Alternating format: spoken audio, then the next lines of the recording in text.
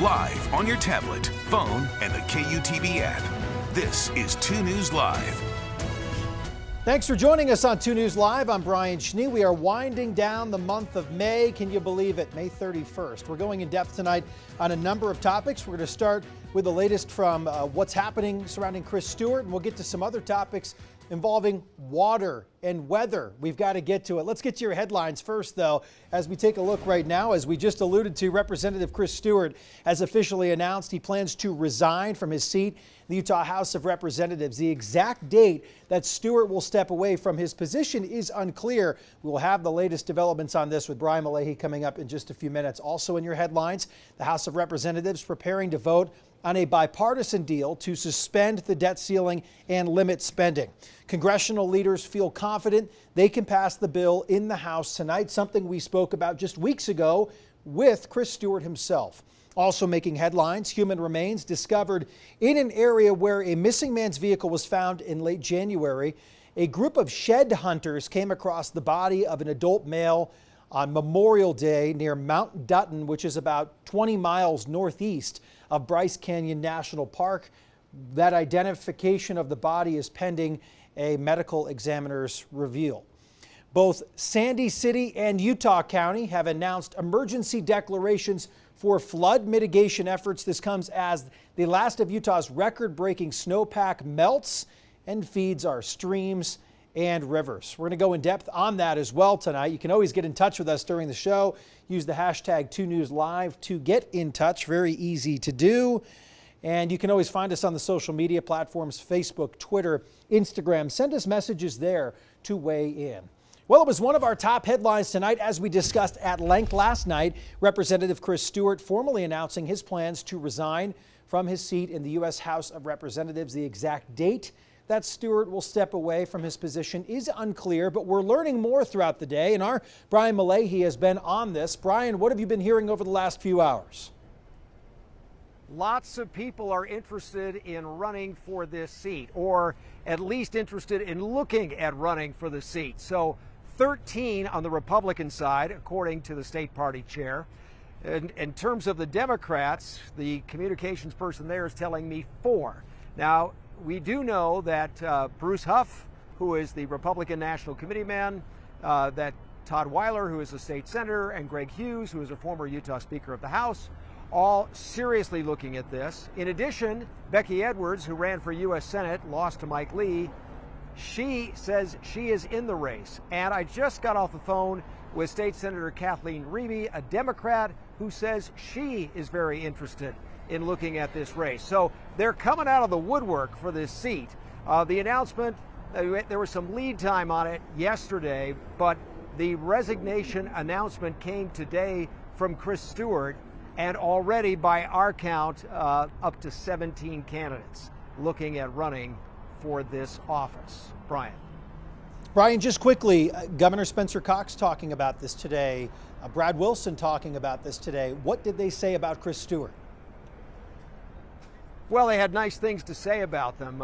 They had very nice things to say about them. Brad Wilson spoke to me personally and said that Chris Stewart is a friend and has been a great advocate for Utah in Washington.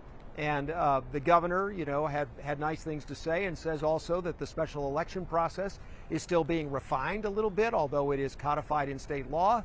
There are still questions that we have. I talked to the Salt Lake County clerk today. She has questions about it as well. So there's some uncertainty, but also some kind words for Chris Stewart for his service in Washington. He's an author, former fighter pilot, been in office for 10 years, well respected. Gaining some clarity on this today with our Brian Malahy. Brian, the seat's open. You could take it if you want, but we'd rather have you here. Thanks so much.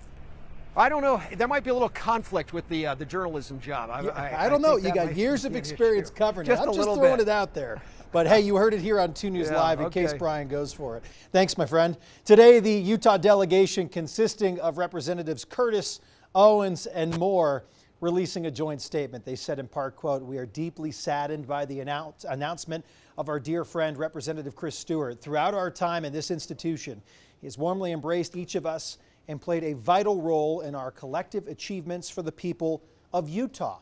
Utah Senator Mitt Romney also sharing his thoughts via statement. on Stewart's resignation today. He said, quote, "Chris has consistently worked to safeguard the role Utah plays in our country's national defense. He has been a terrific partner on advancing Utah priorities." Yesterday, I spoke with Heidi Hatch and former political reporter Rod Decker about their takeaways from Stewart's time in office and potential shifts in the district. You can find that interview on our YouTube page right now. It's in our live section, which is where you can find all of our 2 News Live shows. At one point, the water running fast and high in Bells Canyon today was also live, taken by our very own Chase Thomason out on a hike this morning. Chase, I immediately messaged you and I said, is it Bells or Bell? Because I love how we do that here in Utah. Is it Zion or Zions? This one, you had to pull it up and prove it for me. It is Bell Canyon. Bell Canyon and Bells Canyon. Waterfall. Waterfall or something. Right. There's a lower falls, there's a higher falls, so maybe that's why. And I think the S is only on the one in between, so that might keep people guessing. Anyway, it looked like a beautiful day to get out there. That water just ripping. Perfect this morning. But we know that that's in an area right now where Sandy City has their eyes on potential for flooding. I've done that hike a few times. That was by far the highest I've seen that water. I mean, it is roaring right now, and even some of the trails have a little bit of mud and water. So just be careful, but allow the time. Legs are feeling it right now. Mom carried you out of there, Mom didn't had she? to carry. I mean, she can do it. Yeah. I'm shocked, but way to go, Mom. All right, so we want to talk about, everyone has been commenting how great our spring has been. We haven't hit 90 yet in Salt Lake. St. George has not hit 100 yet. Seems like the last few years, though, we've done it very early. Not so much this year. 88, we've been close in Salt Lake. In St. George, their warmest temperature has been 94. Now, of course, tomorrow is June 1st, right? So we averaged our first 90-degree temperature in about a week.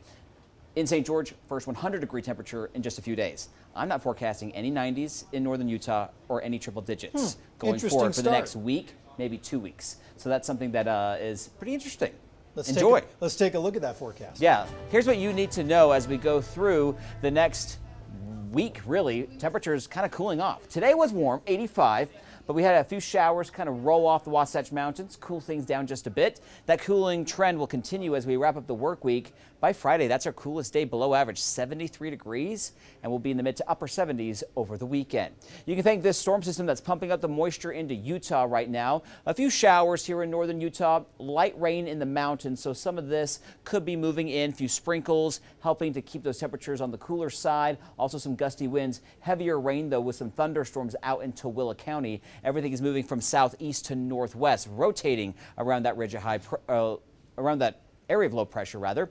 We have a few showers across portions of southwestern Utah, quiet in St. George, and then we have just a couple lingering showers, but things winding down here in the next hour or two. And you'll see this on Future Track by 8, 9, 10 o'clock. We should be dry. Now, as we head into tomorrow, better chance for those showers and thunderstorms, a little bit more moisture to work with. So scattered storms in northern Utah, western Utah, and even portions of eastern Utah, isolated thunderstorms during the afternoon and evening. It looks like Friday is probably going to be our best chance for some of that wetting rains here in the valleys. And in northern Utah, those mountains, it's going to be active and wet. Now, down in southern Utah, we're tracking those thunderstorms as well, potentially even into the weekend. So keep that in mind if you are hiking at those national parks. It could be a little dangerous later in the day, so maybe head out during the morning hours. That's the safest time. Got to avoid those slot canyons, though. Temperatures, though, kind of hovering near normal, will be pretty mild at those parks, generally in the 70s and 80s. However, Zion could be a little bit warmer in the low 90s. Now, St. George, we're going to be in the mid 80s for the next couple days. Isolated thunderstorms. Those rain chances about 20%, but again, a bit higher in the mountains of southern Utah. Dry over the weekend, low to mid 90s, and then another stray thunderstorm possible Tuesday of next week. Overall, the pattern not too hot down in St. George. Salt Lake, we're in the 70s all the way through the weekend. We'll still have a few thunderstorms Saturday and Sunday, but it won't be as numerous. And then a few more storms kind of lingering as we head into next week, but it will be a little bit warmer with highs in the low to mid 80s. Chase, thank you. We'll see you in just a few minutes to talk more about kind of where situations are with our water right now at some of our reservoirs. So we'll check back in just a second. Remember to download our 2 News weather app to know about changes in your neighborhood. Very easy to use, especially as those storms roll in. You can get updated forecasts, some live radar right on your phone. It's what I use when I see the clouds getting a little dark off in the distance. That way you know what's headed your way. The app is free to download. Let's talk about that water. Utah's spring runoff continues tonight, checking on reservoir levels all across the state, from large bodies of water to smaller ones, perhaps ones that didn't have much water at all last year. Will they fill up this year? Our Lincoln Graves live near Little Dell Reservoir. Lincoln, how are things looking there? Things at Little Dell are looking really good. This is a Salt Lake City reservoir. It's about 96% full at this point. They say they are actively filling it, and so they're pretty close to having it full. As far as reservoirs across the statewide average, Brian, is 43% capacity. Now, that sounds pretty bad, but that is when you factor in the two largest, Flaming Gorge and Lake Powell.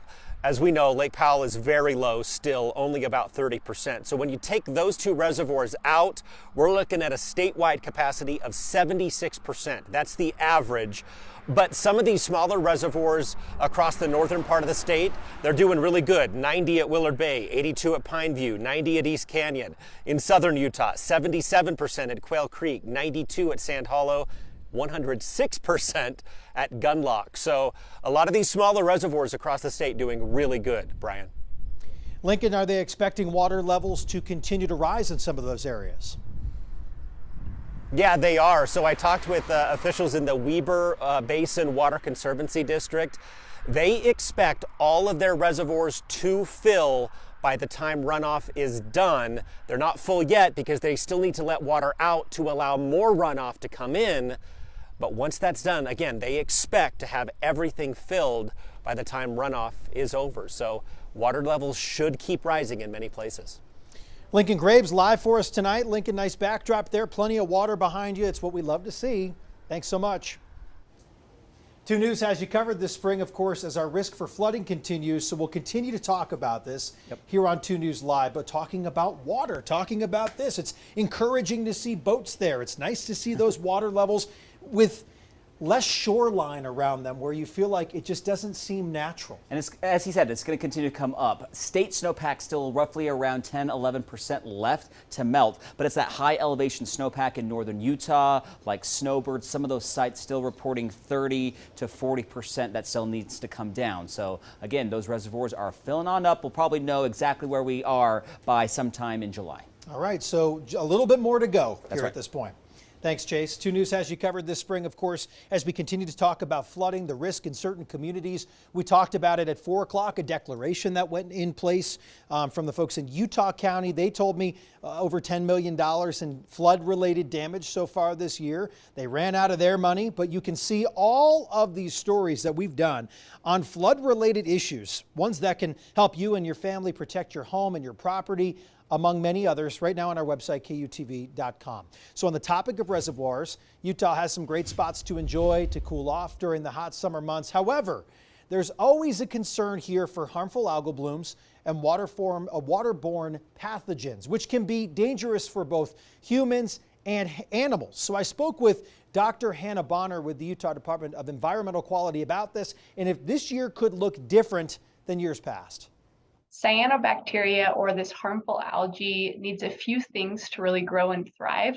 It likes warm, shallow, stagnant water, lots of sunshine, and then nutrient pollution, so things like nitrogen and phosphorus, which actually feed the algal growth. And so as we're thinking about this coming year, we're considering all of those factors. And so the really good news is, because we have had this remarkable winter, we have a lot of runoff filling our reservoirs, we're going to have really deep, cool water for a while, which will actually inhibit this algal growth. So we're really happy about that. The flip side is we also, along with all of this runoff, we've had a lot of flooding, we've had some extreme rain events, and all of those things pick up pollutants that ultimately end up in our reservoirs and are the food that this harmful algae uses to grow. And so that's the bad news, is that we've given it a lot of food. So if it is able to start growing, we can expect to see blooms that might be larger in magnitude once they begin, because there'll be plenty of food to fuel them. Is there any way to tell which way we might teeter on that seesaw there? I mean, they're definitely a balancing act, and part of it will just depend on the temperatures we see and some of these other variables that control. We're certainly hopeful that at least for a few months at the start of the summer, those cold, deep moving waters will inhibit growth. Last year was a pretty typical year for harmful algal blooms in Utah, which generally means things looked good at the start of the summer, but then with low water levels, hot temperatures, we started to see blooms in late summer, early fall, and we had a number of water bodies affected by the end of the year. So harmful algae usually will discolor the water, so you're looking for green or blue-green tinted water. Oftentimes it can be thick, it might look like pea soup. You might see floating mats or surface scum, or even it might look like spilled paint or grass clippings. Something you might want to take seriously because it can be harmful to yourself, can be harmful to your pets. Here is a look at the Utah Recreational Water Monitoring Map updated by DEQ, and a look at some of the advisories right now in the state. In Utah County, Highland Glen Reservoir, this one came out just a few days ago. This is a warning advisory, part of Utah Lake right now under a health watch. That's a pretty popular thing for that body of water, given the sun that it gets and some of the lower levels over the years. Let's head down to the Escalante area. Chase loves this spot. This is Calf Creek. This general area has a health watch right now for harmful algae mats being present in this area, and a spot that is very typical to see some sort of warning or advisory as we make our way through the year. Parts of southern Utah, parts of the Virgin River, the North Fork right now has a health watch. The left fork of North Creek also a health watch, and then moving over towards I-15, Lavercan Creek also has one, and all of the others right around that area. This is an area they concentrate on a lot. The Virgin River happens to be one of those spots where you can typically see some of these health watches in effect. habs.utah.gov. That's where you find this map. We're continuing to cover Washington County tonight, where crews are battling and working on a wildfire along the national park boundary in Zion. I had this photo sent my way earlier this afternoon. This is the Crater Hill fire. Crews have a really good handle on this one. It's lightning caused. There were fire crews on the ground working on this. They had the initial attack right around 2 o'clock today. But we did see some aircraft working on this one too, including 2 single-engine air tankers actually flew up our way from Mesquite, Nevada. Most of our aircraft in Utah is not online yet, but that changes tomorrow. Been tough to get updates on this one. Burned about 10 acres in the Dalton Wash area off of State Road 9. You may remember a fire that burned over 600 acres in this exact spot last year, a little bit closer to SR9. As we learn more about it, and if it's pertinent to others, we'll bring you updates on air and online, KUTV.com. It's pretty dry, and it's going to get a lot worse here in the next 3 weeks. All the water and moisture from last year and just about everything greening up in valley locations right now. It's absolutely beautiful. More growth, though, can mean more potential for fire hazards. Something fire teams are working to get ahead of. Ariel Harrison is live for us tonight with the very latest from what you took away today, Ariel. What are fire crews concerned about right now? Yeah, they're concerned, as you mentioned, about all the growth we've seen from the water we got over the winter, which we desperately needed.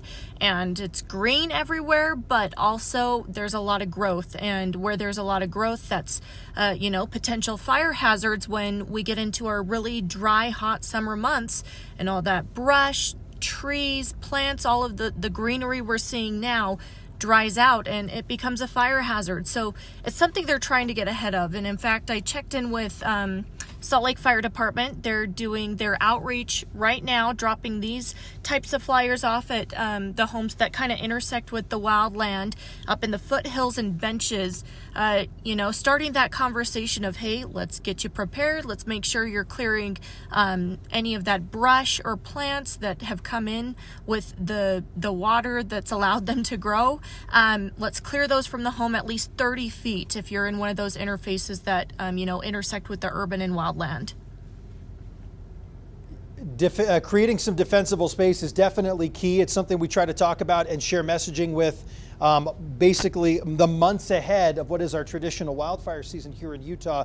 Ariel, is this specifically really focused on those foothill locations? We've done a lot of building in Utah as of late, putting homes in spots that are quite fire prone.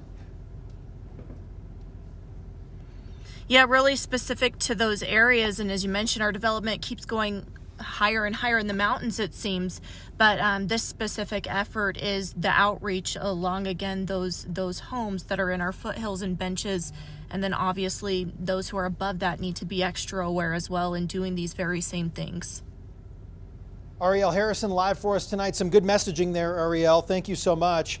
Salt Lake City Fire uses that ready, set, go method. That's how they like to let you know what could come next and make sure you are ready to go. So, perfect time to talk about this. How prepared would you be if you had to evacuate due to a fire near your home? It's not something that you should say can't happen here, because it can happen in all sorts of places. 32% of you saying, I am not concerned right now about wildfires. Chase, interesting to talk about because of the winter we had. And it's interesting talking about this with fire folks too. There's still a concern. I mean, there's always a concern. We're in one of the driest states in America. We've had an epic winter. Everything is growing like crazy. The ground is very saturated right now, but as we head into June, July, August, those are our driest months. So regardless of what's going to happen, things are going to dry out. Temperatures will be climbing into the 90s, triple digits. So we'll have a lot of dry vegetation. But the number one thing why these fires start, of course, we can get lightning. That's not really out of, we can't control that. But 80% of those wildfires we have here in Utah are usually human caused. So let's just not have that happen. Do your part. A lot of them can be accidental, but that takes preventative work. That's right. On your end with your vehicle. If you're welding or doing some heavy machinery Campfires, work. yep. Campfires always a big one. Douse that fire, will you? Hey, a reminder that you can find KUTV2 News live on your phone, your tablet, your computer. You can stream our newscasts on the KUTV mobile app, Stir News On, and hopefully on YouTube. We're in the live section there. All of these places are free for you, by the way. This is free TV for you. So we're just handing it out via the Apple App Store or Google Play. So join us again, because we're done here for today. Great. We made it through. It was good. Yes. We'll be back tomorrow, though. You can't get rid of us just yet before the weekend, but the week is flying by. Thanks for joining us on 2 News Live. For Chase Thomason, I'm Brian Schnee. Thanks to everyone who made today happen and every day here on 2 News Live. We're back for a Thursday edition. I got that right? After the holiday? I don't even know what day it is. Yeah, it's Thursday. It's Thursday tomorrow. Then Good. Friday. We'll get there. See ya.